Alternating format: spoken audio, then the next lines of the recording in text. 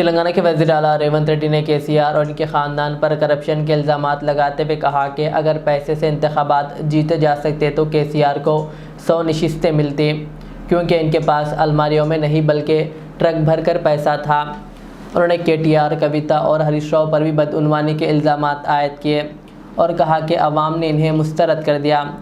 रेवंत रेड्डी ने मरकज़ पर भी तेलंगाना के साथ नाइंसाफ़ी का इल्ज़ाम लगाया और कहा कि अगर रियासत ₹1 टैक्स देती है तो सिर्फ 42 पैसे वापस मिलते हैं, जबकि बिहार और यूपी को ज़्यादा फंड्स दिए जा रहे हैं। उन्होंने कहा कि रियासती हुकूमत जल्द ही मरकज़ के ख़िलाफ़ अपने हकूक़ के लिए जिद्दोजहद का मनसूबा बनाएगी। इट्ला చాలా మంది ఇప్పుడున్న ఎమ్మెల్యేలు ఈ ఎన్నికల్లో కేవలం డబ్బులతోనే ఎన్నికలకు గెలిచినామని ఎవరన్నా చెప్పినా ఎవరన్నా అనుకున్నా తప్పే। డబ్బులతోనే గెలిచేటట్టు ఉంటే చంద్రశేఖరరావు 100 సీట్లు గెలిచేటోడు। లారీల కొద్ది పైసలు ఉన్నాయి ఆయన దగ్గరనే కాదు, ఆయన కొడుకు దగ్గర, ఆయన బిడ్డ దగ్గర, ఆయన అల్లుని దగ్గర, ఆయన సడ్డకుని దగ్గర, అల్మారీల బీరువాలలో కాదు లారీల నిండా రూపాయలు ఉన్నాయి। మరి వాళ్ళు సీట్లు ఎందుకు గెలవలేదు? కామారెడ్డిల చంద్రశేఖరరావుని బండకేసి కొట్టిరు ప్రజలు। కాబట్టి ఇవాళ సొమ్ములతో ఎన్నికల్లో గెలుస్తామనే విధానాన్ని మర్చిపోండి। ప్రజలల్లో శ్రమ ఉంటే, ప్రజలతో ఉంటే ఎన్నికల్లో గెలిచే అవకాశం ఉంటుంది।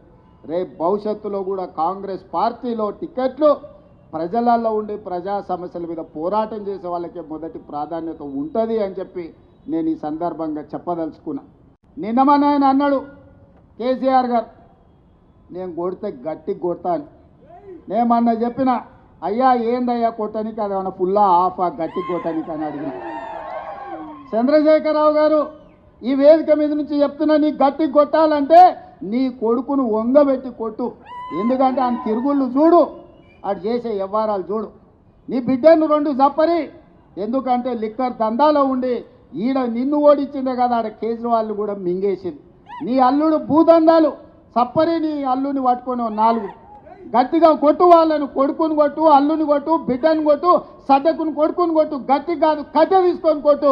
వీళ్ళు చేసిన దుర్మార్గాలు తెలంగాణ సమాజం చూసింది కాబట్టే నిన్ను గట్టిగా వంగబెట్టి కొట్టింది తెలంగాణ సమాజం అని చెప్పిన చంద్రశేఖరరావుకు ఆయనకు చెప్తున్నా। ఇక ఆయన ఊరిస్తున్నాడు, ఇక నేను వస్తున్నా బయటకి అని। అయ్యా నువ్వు బయటకు వచ్చినప్పుడు, నువ్వు కుర్చీలో ఉన్నప్పుడే మా యూత్ కాంగ్రెస్ కార్యకర్తలు నిన్ను బండకేసి కొట్టిరు, మళ్ళీ వచ్చేదేముంది?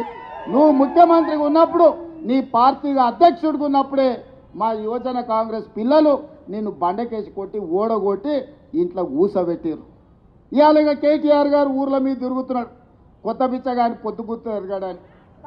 10 ఏళ్ళ అధికారంలో ఉన్నాడు, డబుల్ బెడ్రూమ్ ఇల్లు ఇస్తాను ఇయ్యలే, ఇంటికో ఉద్యోగం ఇస్తాను ఇయ్యలే, దళితులకు 3 ఎకరాల భూమి ఇస్తాను ఇయ్యలే, డబుల్ బెడ్రూమ్ ఇల్లు ఇయ్యలే, ఇట్లా చెప్పుకుంటా పోతే 100 హామీలు ఉన్నాయి।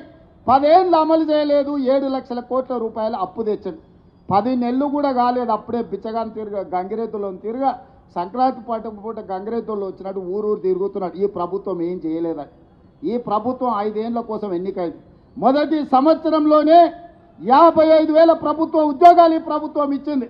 మొదటి సంవత్సరంలోనే 25,50,000 మంది రైతులకు 21,000 కోట్ల రూపాయల రైతు రుణమాఫీ చేసింది। నువ్వు ఎగ్గొట్టిపోయిన రైతు బంధు 7,625 కోట్ల రూపాయలు నేను వచ్చినాక రైతు బంధు మొదటి విడత వేసిన, ఇవాళ 10,000 కోట్ల రూపాయలు రైతు భరోసా 2వ విడతలు వేసిన।